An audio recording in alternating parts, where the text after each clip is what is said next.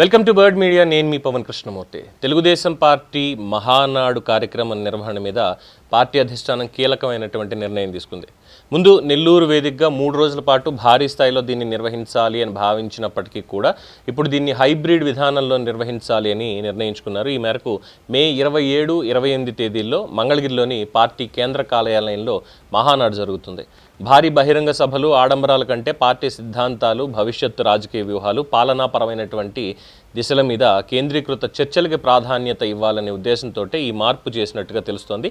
మంగళగిరిలో ఫిజికల్గా సమావేశాలు జరుగుతుండగా జిల్లాల నుంచి నాయకులు, కార్యకర్తలు వర్చువల్ విధానంలో పాల్గొనేలాగా ప్రత్యేక ఏర్పాట్లు చేస్తున్నారు. ఇక కేంద్ర కార్యాలయంలో జరిగే ప్రధాన సమావేశాలకి కేవలం పాలిట్ బ్యూరో సభ్యులు, కేంద్ర కమిటీ, రాష్ట్ర కమిటీ ప్రతినిధులు, అధికార ప్రతినిధులను మాత్రమే ఆహ్వానించబోతున్నారు. మిగతా పార్టీ శ్రేణులందరూ కూడా వాళ్ళ ప్రాంతాల నుంచే డిజిటల్ పద్ధతిలో ఈ మహానాడులో భాగస్వామ్యం కాబోతున్నారు. రాష్ట్ర వ్యాప్తంగా ఉన్న 1848 క్లస్టర్ల పరిధిలో ఉన్న నాయకులు, కార్యకర్తలు వీళ్ళందరూ ఆన్లైన్ ద్వారా అనుసంధానం అయ్యేలా పార్టీ యంత్రాంగం పకడ్బందీ ఏర్పాట్లు అయితే చేస్తుంది. ఎమ్మెల్యేలు, ఎమ్మెల్సీలు, మంత్రులు, ఎంపీలు తమ నియోజకవర్గాల నుంచే ఈ డిజిటల్ మహానాడులో పాల్గొనబోతున్నారు. టెక్నాలజీ వినియోగంలో ముందుండే టీడీపీ ఈ హైబ్రిడ్ మోడల్ ద్వారా పార్టీ శ్రేణులందరినీ ఒకే వేదిక మీదకి తీసుకురావడంతో పాటు సమయం, వనరుల వినియోగాన్ని మరింత సమర్థవంతంగా మార్చుకోవచ్చు అని భావిస్తోంది.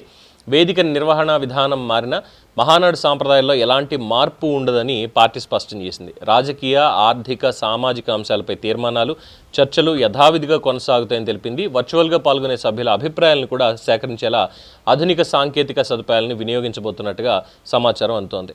అయితే ఎందుకు ఆల్ ద సడన్ మహానాడుని డిజిటల్ మహానాడు చేశారు? మళ్ళీ కేవలం ఒకటే, పొదుపు.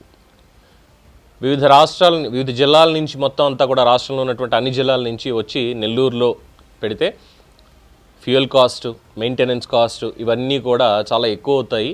అంత అవసరం లేదు ఈసారి. ఆల్రెడీ ఇప్పటికే చెప్పాం కదా, మోడీ గారు ఇచ్చినటువంటి ఆలోచన అమలు చేస్తూ కాన్వాయిలు తగ్గించుకొని ఇవన్నీ చేశాం కాబట్టి దీన్ని కూడా ఆన్లైన్లో చేద్దామని. సేమ్ కరోనాలో కూడా మహానాడు ఈ విధంగానే నిర్వహించడం జరిగింది అప్పట్లో.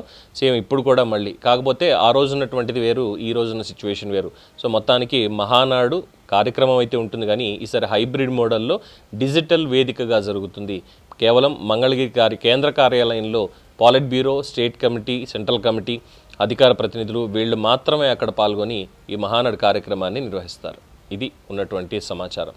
For more updates, keep watching the Bird Media.